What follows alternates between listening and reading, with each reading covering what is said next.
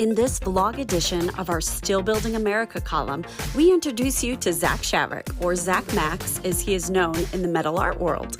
Zac cultivated his art and welding skills from a very young age. His work has been showcased in several galleries around the United States, and he hosts his own metal art festival in upstate New York each year. You can find Zac on Instagram and TikTok, as well as YouTube. Zac's metal sculpture animations are wildly fun, and we are stoked to share his work with you here. I didn't realize I had like a silly Zoom background on. I apologize. Oh no, that's all right. I'm all about silly background. Yeah. Silly is what we do. Yes. Well, Zac, just to start out, share a little bit about yourself, including the work that you do. My name is Zac Max, or my real name is Zac Shavrick. My middle name is Max, so I go by Zac Max. Awesome.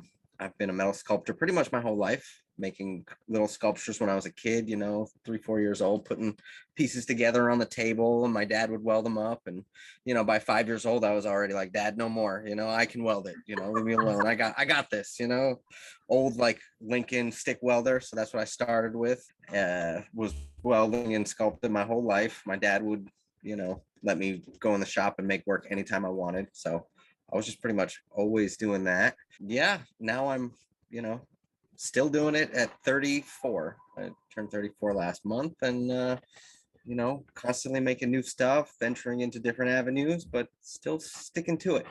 You've been welding longer than I have. 30 years. That's awesome. Yeah, absolutely. So was your dad a welder? He started off as an iron worker, like gates and railings and that kind of stuff, and then he switched when I was born to being a full-time sculptor. Oh, and right so on. He did sculpture entirely. So I kind of grew up with him as a sculptor. He had a couple big clients that kind of got us through, and then I would also work for them occasionally, and they would consult me on his jobs. And so I was like in it in the beginning. That's right. It's a weird way to grow up, but that's a unique path to travel. Absolutely. Yeah, I don't see it mirrored too often. No, I can't say that we've really talked to anybody who's done anything like that or had that amazing opportunity, especially since you liked the work. I mean, there's a lot of people who, help out their dads, but they don't really dig what dad's doing. Right, exactly. Yeah. No, I mean, I have that too. I struggle with all of the things that, that you would struggle with in this path, though. It's not like it sounds glamorous and everything, you're a little kid, you love it and you do it, but there's every aspect there. Yeah. I'm curious, what kind of sculpture work did your dad do? Obviously metal based, but what was his he started with Judaica, which is like Jewish themed artwork. So he was doing mezuzahs, which are the things that go on the door, and menorahs, which are like the candelabras, and also abstract sculptures. But his early career focused on that, and then he kind of segued away from that and became more of just pure abstraction. I mean, he still makes the Judaica sometimes, but and he's still working. Oh, he's just that's amazing. His truck. That's really cool. Was he baking stuff for like temples or? Yeah, what was the clientele?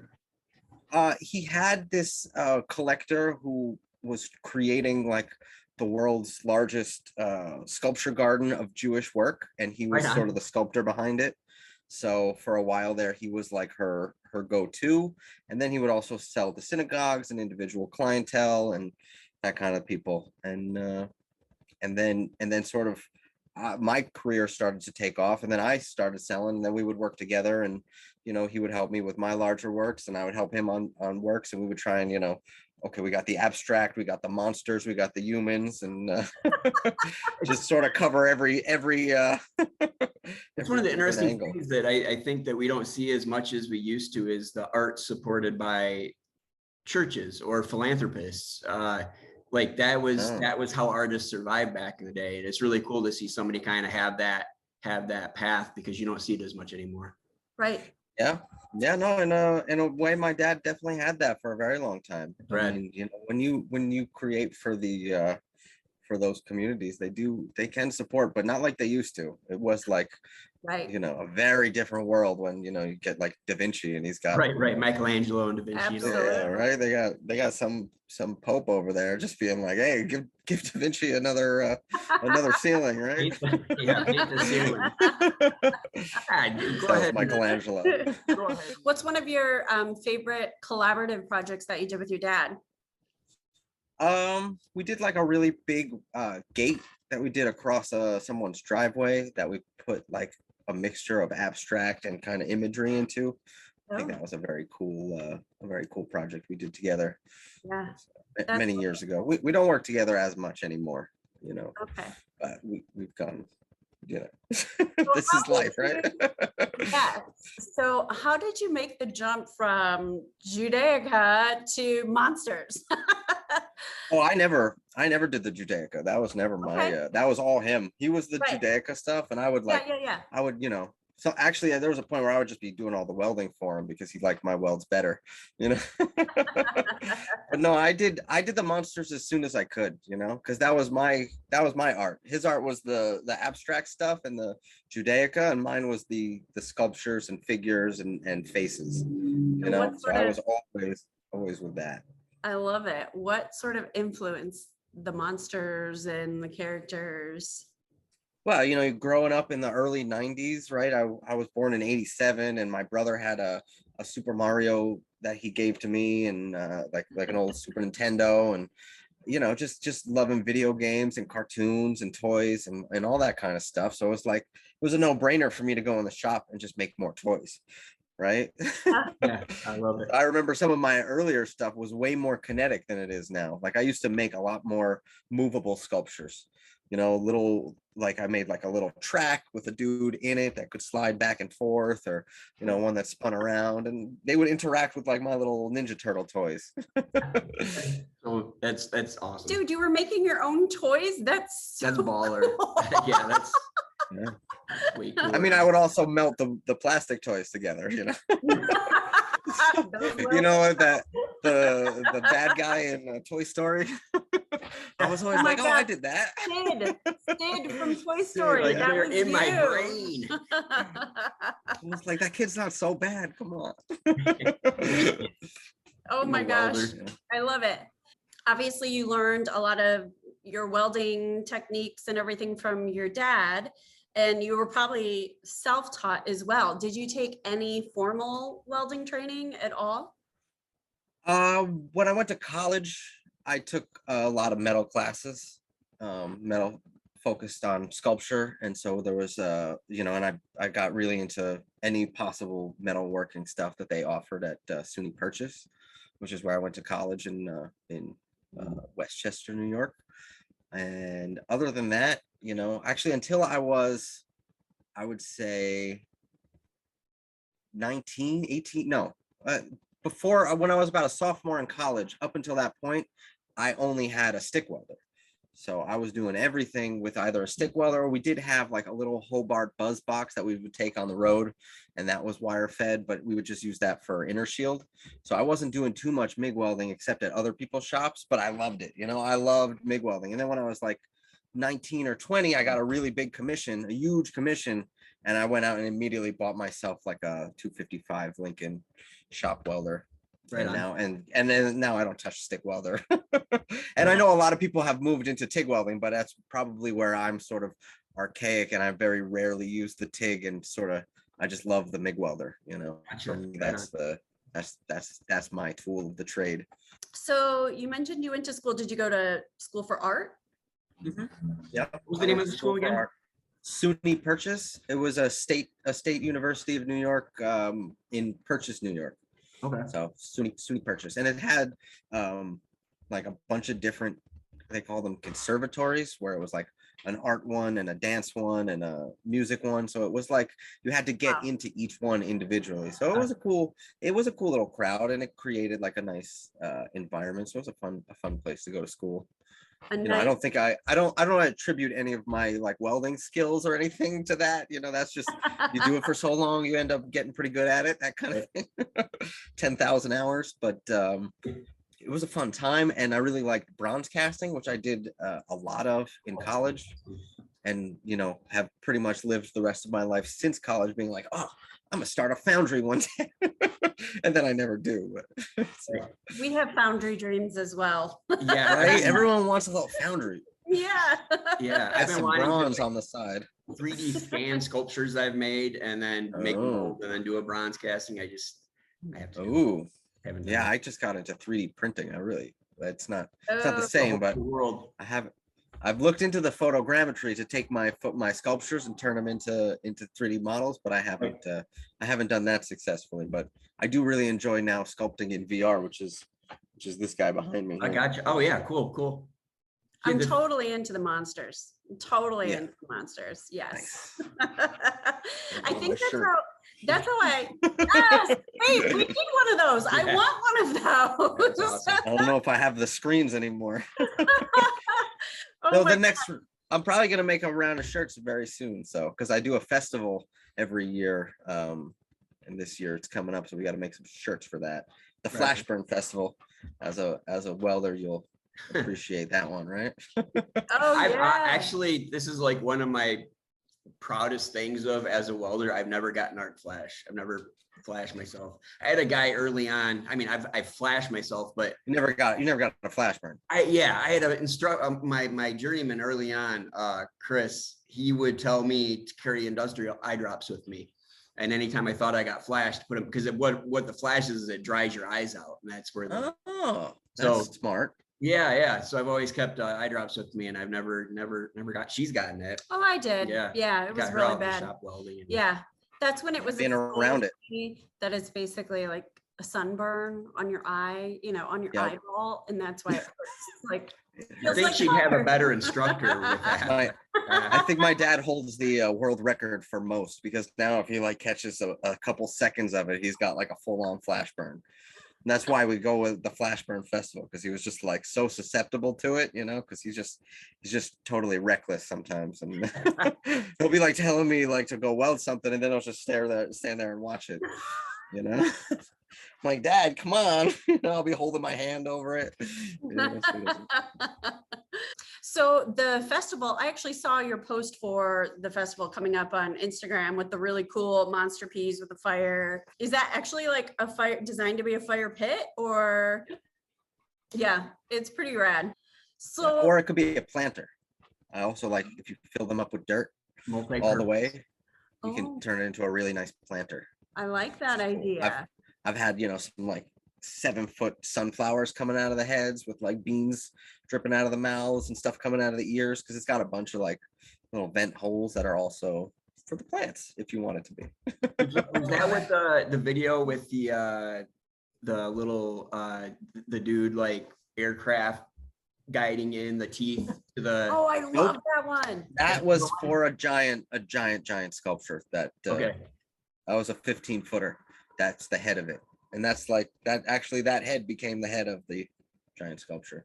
Those are the little bits of creative inspiration that like you don't teach, you can sort of develop, but it's kind of just in your brain. Like that's how that's how it is for me. And I kind of got that feeling from watching that it's like, I don't know, it's just this moment of inspiration where you don't know why something works, it just does, and bam. Oh yeah, no. Sometimes I'm making the videos and I'm like, there's no way this is gonna look good, and then I'll go back and look at the footage. I'm like, oh wow, Right. that worked. Holy Yeah. shit. That's awesome. Oh yeah. When did you how did you get into the stop motion animation? I think I was about 19, so about 15 years ago now, and I was making stop motion videos of myself making the things with really these old Nikon Coolpix cameras that you could pick up for like, I don't know, they were like $60 at the time, and I would put it on a tripod and I would inevitably break it making these videos, but it wasn't that big a deal. It was over there. It was just a time lapse of me working, and they're like very low quality, but I think they're still out there. And I realized that I could kind of move the stuff around and make them do a little something.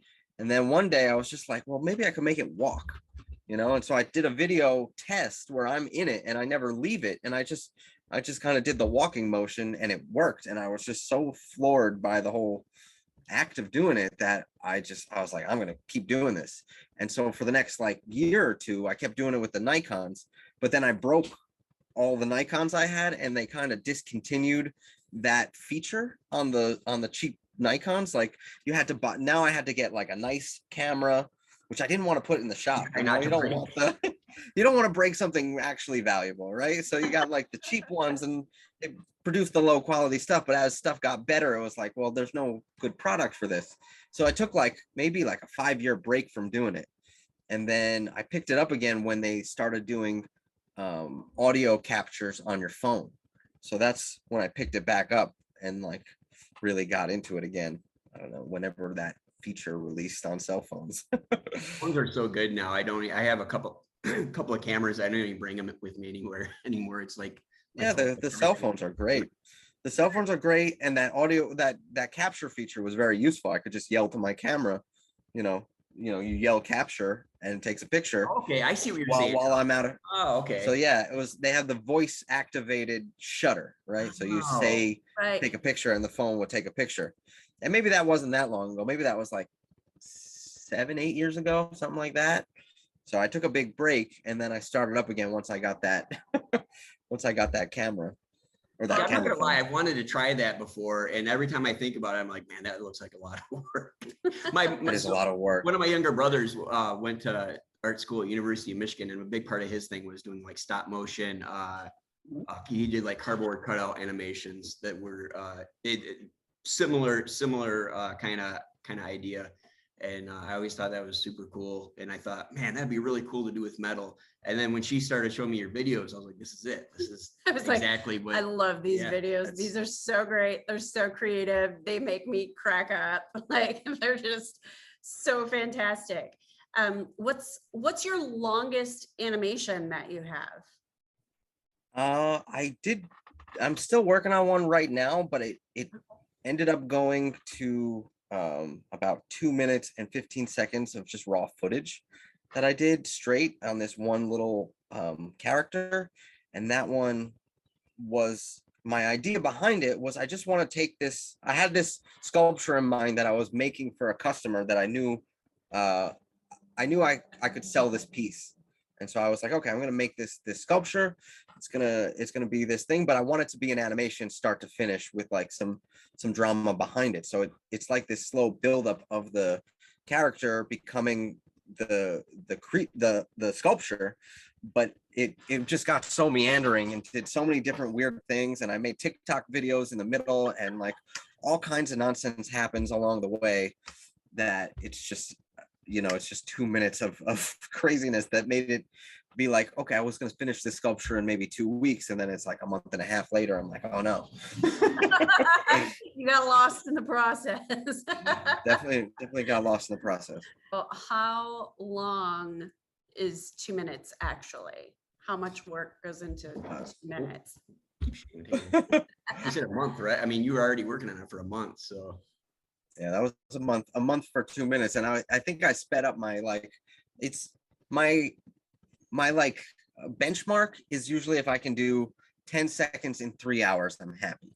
Ooh. So 10 seconds in 3 hours, I'm like, I'm happy. And then sometimes I know I'll be in a scene that's more demanding than that, and I'll just like live with that. And then sometimes I'll be in a scene where I can get 10 seconds in like an hour, and I'll be like, oh, this is amazing, Oh, but if you watch like the claymation guys, and they have all that special gear that's like holding the stuff up, and these rigs that like help them out, and those guys I think are working at similar paces to that, because I know whenever you got to do all these slight movements and work at 1/24th or 1/60th frame per second, whatever they're working at, it's going to be time consuming, and there's not many more hands you could bring on deck for that kind of stuff, It's just the one guy there with the camera and the piece. So. Yeah. Wow. It's so fun to watch. It's so inspired. Do you have a favorite video that you've made? Yeah, the Steven and Derek one. Okay. Where the guy walks into his house. He just comes home from work, and he just goes like, I finally get to relax, and he drinks his beer. And then his buddy opens the door, and it's just like, Steven, come on. That's the whole thing. It's just like, it was a promo. It was like a promo pitch for like a sitcom done all in metal, but it's just like that opening trope was just gonna ask you, do you have like a bigger, like a goal for doing the animations, or is it just something you enjoy doing for fun? Or I have a whole universe in mind that I'm like kind of building towards, you know, and it's just because they take so long and there's just so much work involved, it's very slow coming out. So, you know, I want to release like a feature length thing, and I'm trying to come up with ways of streamlining the process to allow me more, you know, just quicker turnover, so I can get some minutes out of my days as opposed to seconds. Right now, go ahead and share with us. So we have the Zac.Max is your Instagram, but then you also said you have a TikTok. Is it the same? That's Metalmation _TV. So that's a little bit weirder. Okay, right on. And then your website? That's just zacmax.com. Okay. Cool. Got that on the shirt. Here, I'll stand up. Oh, I disappear in the. You disappeared. I guess I'm like too close to the color match. Zac Max. Zac Max. It doesn't work very well. Anyway. You get it. Zacmax.com. Yeah, that's about it. The TikTok, the Instagram, the website. Honestly, I just love watching them. It's like that quick little fun escape just takes you out of wherever you are and you get sucked into this, you know, little short story. And it's absolutely like just a blast to watch. Thank you. I really appreciate it. Definitely inspiring. I wanted to give it a shot, even though it's gonna still want to try it. Looks so much fun. Our video will be seconds long. The competition's coming, you know, it'll be there. 3 years. I have 3 seconds of video, but it's amazing. People are starting to do some stuff. I've seen other people messing around.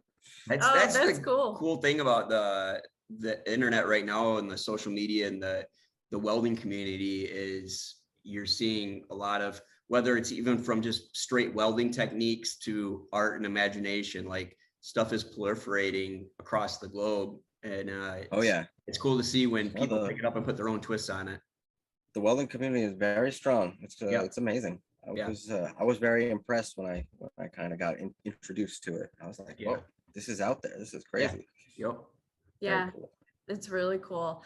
Well, hey, you're doing something so fun and unique. We're excited to see what you do next, and I'll be waiting for the feature length, however long it might be. I'm trying to do like a little story of like a baseball team, like a little kids baseball team out of all metal slugs called Little Sluggers. So that's my planned feature length film at the moment, based on a true story too. Her dad would play baseball back and like loved baseball, but he also, every time her younger brother would play soccer, he'd yell at him, "Hey, you slugs, you're too slow. A bunch of slugs out there." Like that was so he's gonna baseball, welding, he's a millwright too, and slugs, he's gonna eat this up. Oh yeah. Oh well, he'll be at the premiere, I'm hoping. Absolutely. I'll be first in line. Good. Awesome. Well, hey, Zac. Right, guys. Thank you so much for your time. Yes. Really appreciate it. Yeah, no, it's my pleasure. No, I'm super excited. Fabricator is such a cool thing. Right on.